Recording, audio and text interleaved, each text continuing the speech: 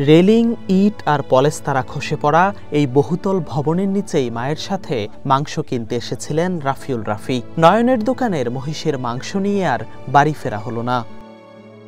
কংক্রিটের আঘাতে প্রাণ গেল রাফির।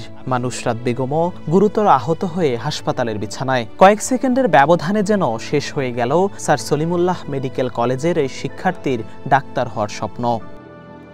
শুক্রবার সকাল 10:38 হঠাৎ করে দুলে ওঠে পুরো দেশ। পুরান ঢাকার আরমানিটোলার এই গলি ভেদ করে ওঠে ভূমিকম্পের কাঁপুনি। এই ঘটনায় আহত হয়েছেন আরও অন্তত 10 জন। ঘটনাস্থলে জড়ো হয় উৎসুক জনতা।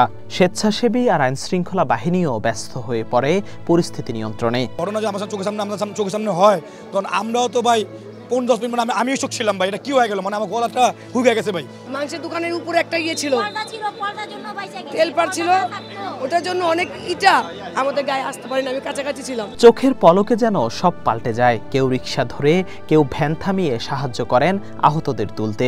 দ্রুত তাদের নেওয়া হয় মিটফোর্ড হাসপাতালে। আমরা পুরো ভবনটা বা আশেপাশের ভবনগুলো আমরা সার্চ করি আর কোনো লোক আটকে আছে কিনা, এবং এই যাওয়ার পথে যে আপনাদের প্রতিবন্ধকতা সৃষ্টি হয়েছে, যেখানে একটা আনসেফ কন্ডিশন, ওই অবস্থায় এটা আমরা অপসারণ করলাম।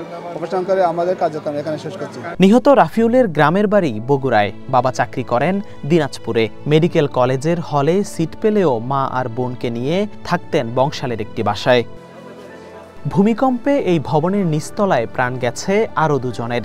48 বছরের আব্দুর রহিম এবং তার 12 বছরের ছেলে মেহরাব হোসেন রিমন। সুরিটোলায় থাকতেন তারা। আবহাওয়া অধিদপ্তর বলছে ভূমিকম্পটি মাঝারি মাত্রার। তবে ঢাকা শহরের পুরনো আর জীর্ণ ভবনগুলোর কাছে সেই মাঝারি কম্পনও ছিল ব্যাপক, যা হয়তো আরও অনেক বড় বিপদ ডেকে আনতে পারত। জিহাদুল ইসলাম, ওয়ান নিউজ, ঢাকা।